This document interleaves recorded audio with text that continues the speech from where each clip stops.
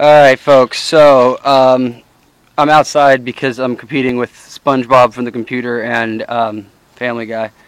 This is the docking routine. Okay, this is the follow line, this is the stop line. The theory is that Walter, with its 4 line followers, will cruise across and cross this line at A, roughly a 90-degree angle, and B, centered or towards this end.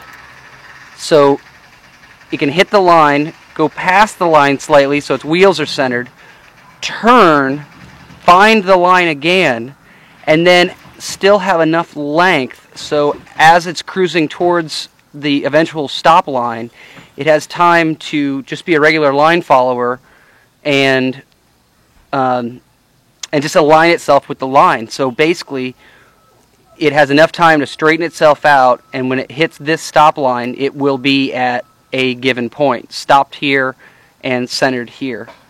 Now, these shadows. I'm sorry about doing this outside in the sun, folks.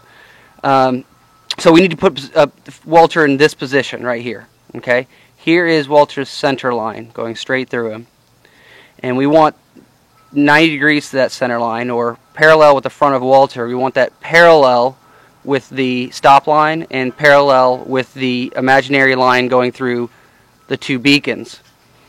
Now, in theory, if Walter is in this position where we want him, then these beacons are equidistant from center line, and if we really wanted to get fancy, we could then do the angle and figure out the length, or I could just shoot a sonar beam and boom boom, I know how far away.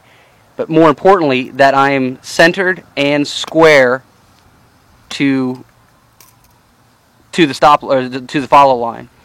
If it were to be in this position, here is the center line. Here are the 2 beacons coming in, and obviously Walter's got them on one side, not centered, and he has an idea of where to go. At this point, it should be pretty easy to go ahead, spin him, and run forward. Or just have some regular checks. Like, let's say Walter is, say right here, okay, and catches the beam and then does a sonar check. We'll know, okay, well, we're only 2 feet from the beam. We need to back up into the room so we can then have room to turn ourselves and align ourselves. And so we'll just have a minimum distance to do aligning shenanigans. Once it's at that distance, go ahead and scooch itself, just like that old video that I was reminded of. Sorry, but just done with proportions and not such a boom boom bang bang system. Proportionally you can figure out how far to scooch. So so that is his whole routine. This is the goal. 2 beacons, either one can be found anywhere in the room. So at the beginning of a docking session, it's looking for either one at any angle, and then once it finds one beacon, it can then fairly easily calculate how to put himself in a position to find the other beacon. Once both beacons have been found, then it's just a matter of scooching this way and turning, scooching back and turning, like that old video, but better. Forward, back, line yourself up. Now, once everything's centered, then all you got to do is drop your line follow sensor, go straight ahead, look for the white background that's around this.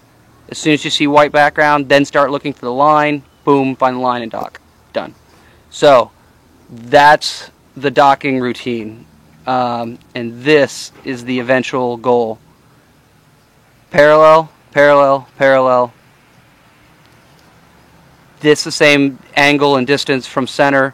This the same angle and distance from center. That puts us parallel and a given distance away. Boom. Go, dock. 4 minutes and 28 seconds. Not bad. Ding!